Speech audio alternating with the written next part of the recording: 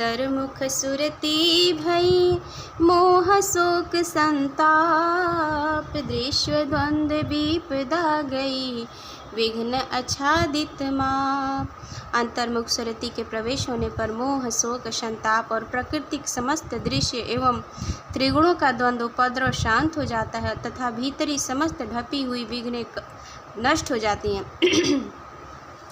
काल चक्र से पृथक रहा काल चक्र को देख, वीतराग वह पुरुष है जीवन मुक्ति पर पेख। विहंगम योग्याभ्यास द्वारा अंतर्मुख सुरति के प्रवेश होने पर सब द्वंद्वों का नाश हो जाता है और वह वीतरागी पुरुष जीवन मुक्ति के सूक्ष्म अंतर्दृष्टि को प्राप्त होकर प्राकृतिक चक्र से पृथक हो संसार चक्र को देखता है। जीवन मुक्ति योगी को बाहर भीतर सब दृश्यों का स्पष्ट ज्ञान हो जाता है और वह प्राकृतिक चक्र माया परिणाम से छूट जाता है और अपने को प्राकृतिक से भिन्न स्वरूप में प्राप्त होकर अलग काल चक्र को देखता है। अर्थात जीवन मुक्त योगी अपने चेतन स्वरूप से ब्रह्मानंद की प्राप्ति होने पर अपने से पृथक काल चक्र को देखता है। सृष्टि चक्र देखत रहे आप चक्र में नाही, धीर प्रबुद्ध यह आत्मा दुर्लभ है जग माही।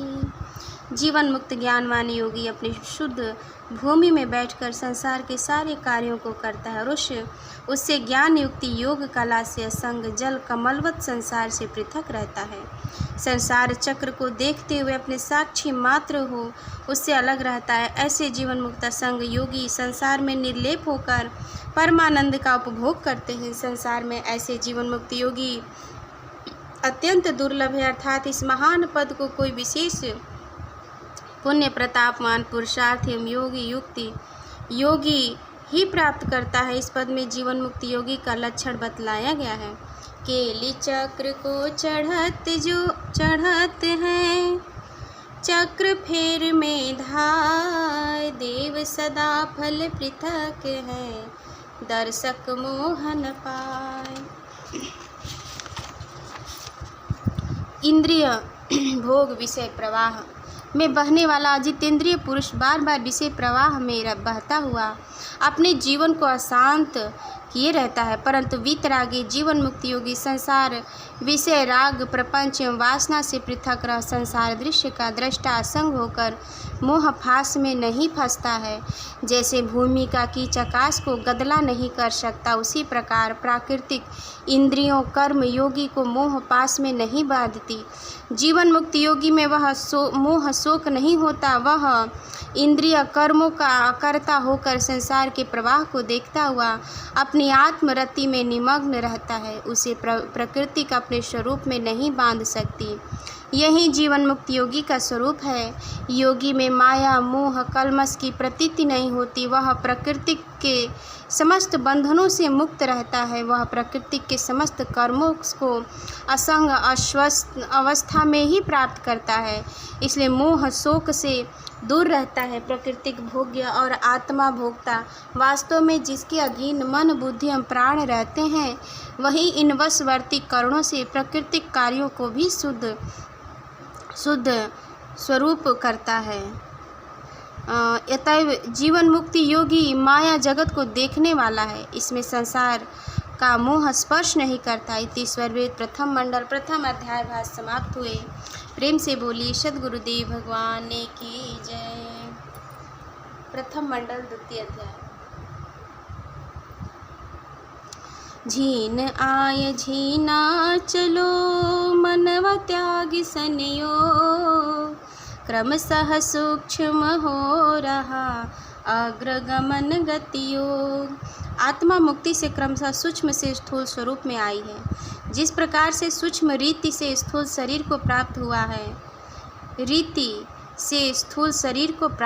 उसी प्रकार क्रमशः स्थूल से सूक्ष्म होकर विधान द्वारा सद्गुरु प्रदेश में गमन कर गति संबंध से पर ब्रह्म को प्राप्त करेगा। इसी को योग कहते हैं। आत्मा प्रथम प्रकृति के संबंध होने से मन को लेकर इंद्रिय जगत में आ जाती है, इसलिए ग्रंथकार ने मन का संबंध त्याग कर सूक्ष्म क्रमशः सूक्ष्म होकर क्रमशः आगे गमन करने का उपदेश साधकों को किया है। सूक्ष्मांतर धस गगन में अमृत सागर पाट, उमड़ तरंग अपार है गगन द्वार गम घाट। सूक्ष्मांतर दो प्रकार के ब्रह्म जगत में पदार्थ होते हैं, परंतु पर ब्रह्म इन सभी पदार्थों से अति सूक्ष्म है। इसलिए ब्रह्म प्राप्ति के लिए सूक्ष्मांतर प्रवेश होने का उपदेश इस वाक्य में दिया गया है। सूक्ष्मांतर गगन में प्रवेश कर प्रकाश द्वार से में गमन कर उस पार उतर जाने पर अमृत सागर का महान दृश्य और अपार उमड़ता हुआ तरंग दिखाई पड़ती है। इस पद में सद्गुरुदेव ने अभ्यंतर साधन भेद आनंद के अनुभव का वर्णन समुद्र तरंग की उपमा देकर की है। स्थूल सूक्ष्म, स्थूल शब्द छर बाहर, सूक्ष्म अनाहत जान, तासे सूक्ष्म अंत छरा, तासे सूक्ष्म अंत छरा है केंद्रिक शब्द अनुमान। तालु कंठ मूर्धाय मोष्ठ द्वारा प्राणों के प्रयत्न भेद से जो वाणी द्वारा ब्रह्म शब्द उच्चारण होते हैं वे सभी स्थूल शब्द हैं। उससे सूक्ष्म भीतर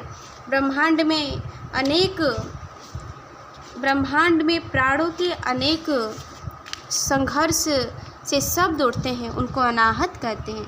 वे बाहरी बैखरी से सूक्ष्म शब्द हैं एवं उनसे भी सूक्ष्म अंतर क्षर अर्थात ब्रह्मांडी केंद्रिक पांचों शब्द हैं। इन क्षर शब्दों की सूक्ष्मता का वर्णन इस पद में किया गया है।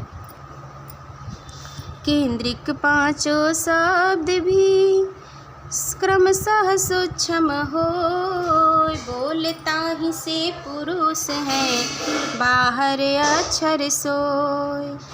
अनहदों से सूक्ष्म ब्रह्मांडी केंद्रिक पांचों शब्द और वे ही शब्द क्रमशः उत्तरोत्तर सूक्ष्म है अर्थात निरंजन ओंकार सोहन शक्ति अमरम।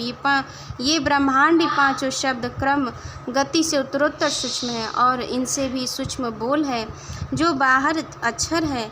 संत मत की परिभाषा में बोल को भी अक्षर कहते हैं। इस दोहे में ग्रंथकार ने अक्षर को बोल कहकर संबोधित किया है। अक्षर से भी सूक्ष्म है नहीं अक्षर प्रधान, क्षर अक्षर में व्याप्त है पूर्ण पुरुष महान। एक पाद जगत में व्यापक अक्षर ब्रह्म से सूक्ष्म निह तत्व निह अक्षर पूर्ण पुरुष सूक्ष्म है और वे क्षर अक्षर इन दोनों में ओत प्रोत सर्वत्र व्यापक है। क्षर अक्षर का आधार सर्वशक्तिमान जग नियंता पर ब्रह्म है। क्षर अक्षर से सूक्ष्म है सहज अखंड अपार, सारे शब्द अनुभव गजे अंतर्भू संसार। क्षर अक्षर से सूक्ष्म नित्य अखंड असीम सार शब्द चराचर समस्त जगत के अंदर प्रत्यक्ष अनुभव हो रहा है। अभ्यासी गुरुगाम्य का अंतर्भू परवेश, उत्तरोत्तर भूअग्र है विविध ज्ञान आदेश।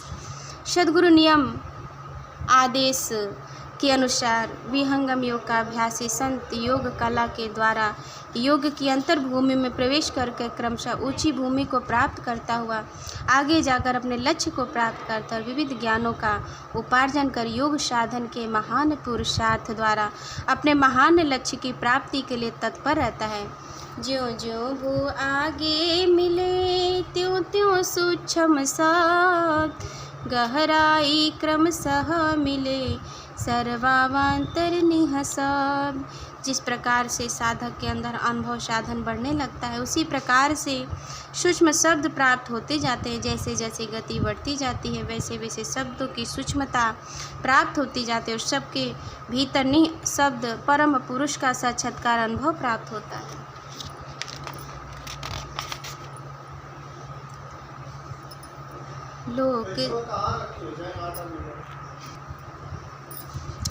लोक देव में भेष की, लोक देव में भेष की संप्रदाय मतयान, संत पक्ष बंधन नहीं रह स्वतंत्र पर ज्ञान। कर्म के आधार पर ही सृष्टि की रचना होती है। लौकिक समस्त व्यवहार को कर्म कहते हैं। कर्म से प्रभु प्राप्ति नहीं होती। शुभाशुभ दोनों कर्मों से प्रभु प्राप्ति का साधन पृथक है। कर्म जीव का बंधन है। कर्म से निवृत्ति होने के लिए प्रभु प्राप्ति योग मार्ग का साधन किया जाता है। विहंगम योग कर्म प्राकृतिक चक्र के से बाहर है एवं वह शुद्ध ब्रह्म विद्या का विकास है। इसलिए प्राकृतिक कर्म प्रवाह से प्रभु की उपासना नहीं होती। मन बुद्धि या प्राकृतिक संघात से जो कुछ होता है वह सभी प्राकृतिक का कर्म है। प्राकृतिक मंडल से उपरम होकर ही प्रभु की भक्ति होती है। मन इंद्रिय जगत में रहकर प्रभु की उपासना नहीं होती, बल्कि वह जीव का कर्म होता है। अतएव प्रभु इन कर्मों के साधन से प्राप्त नहीं होता। वेद के अंदर योग की 5 भूमियों का वर्णन है। वैदिक अनुभव तत्व योग समाधि में प्रकट होता है। आत्मा के अंदर ज्ञान प्रकट होने की अनेक धाराएं हैं। वैदिक ऋचाएं योग की भिन्न भिन्न भूमियों से प्रकट हुई हैं। वेदों के अंदर वाचक ज्ञान नहीं है, बल्कि अनुभव साधन प्रणाली का वर्णन किया गया है। वेद भी ब्रह्म विद्या संत मत की महिमा गाता है। इसलिए केवल वाचक ज्ञान के आधार पर जो अपने में संतुष्ट है, चारों वेद पढ़ने के पश्चात भी सद्गुरु साधन रहस्य अनुभव तत्व से हीन है, ऐसे बोधहीन निगुरे वेद पाठी ब्रह्म विद्या तत्व ज्ञान के अपरोक्ष अनुभव साधन से रहित है। यही कारण है कि वेदों की भी अपरा विद्या के अंदर गणना की गई है। यदि वेद के पढ़ने से ही पूर्ण ज्ञान की प्राप्ति होती है, तब वेदों को अपरा विद्या की गणना कर ब्रह्म की प्राप्ति के लिए परा विद्या की आवश्यकता क्यों बतलाई जाती। इसलिए मात्र वेद वेदांग के जानने लेने से ही आध्यात्मिक विकास नहीं हो सकता, न जीवन में पूर्ण ज्ञान की प्राप्ति होती है। प्राचीन काल के वेद वेदांग में पूर्ण ज्ञाता होने पर भी ऋषिजन अधिकारी समिति पाड़ी हो परा विद्या के बोध के लिए सद्गुरुओं की शरण को प्राप्त हुए हैं। इसलिए वेद पाठी विद्वानों को भी आवश्यकता है कि वह सर्वाभिमान को छोड़कर अधिकारी बन ब्रह्म विद्या के आचार्य सद्गुरु की खोज करें और अपने आत्मिक उत्थान प्रभु प्राप्ति के लिए प्रभु की उपासना करें। प्रभु की उपासना कैसे होती है? यह ब्रह्म विद्या का रहस्य तत्व ज्ञान है। कली प्रचलित सभी संप्रदायों का प्रादुर्भाव 5000 वर्ष के भीतर ही हुआ है। भिन्न भिन्न प्रकार के विचारों को लेकर संप्रदाय आचार्यों ने अपने मत का विस्तार किया। जब देश के अंदर आध्यात्मिक तत्व ज्ञान योग विद्या का हास्य हो गया, तब अंधकार के युग में इन संप्रदायों की रचना हुई। जब तक देश के अंदर अनुभव साधन था, कोई संप्रदाय नहीं था। देश के आध्यात्मिक पतन से ही संसार में विभिन्न प्रकार के विचारों का उद्भव हुआ। जब विद्वान जन अनुभव साधन से रहित होकर केवल बुद्धि विमर्श के द्वारा ब्रह्म जीव या प्रकृति का निरूपण करने लगे, तब अनेक विचार उनके मस्तिष्क में शास्त्र तर्क या अपनी स्वतंत्र बुद्धि के अनुसार प्रकट हुए।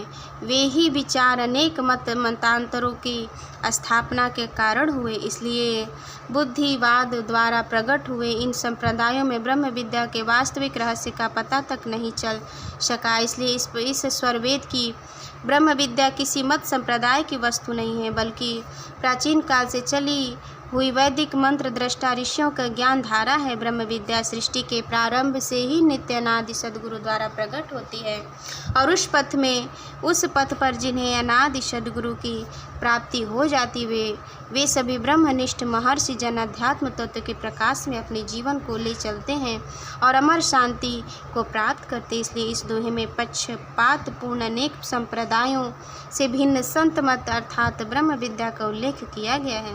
ब्रह्म विद्या किसी मत संप्रदाय की वस्तु नहीं, बल्कि सद्गुरु के विमल प्रकाश में चलने वाली सारे देश संघात से पृथक चिन्मय स्वरूप से परमानंद प्राप्ति की एकमात्र स्वतंत्र साधना है। ब्रह्म विद्या का उत्कृष्ट ज्ञान सब संप्रदायों से अलग स्वतंत्र और इसका विकास सद्गुरु के प्रकाश में अनुभव द्वारा होता है।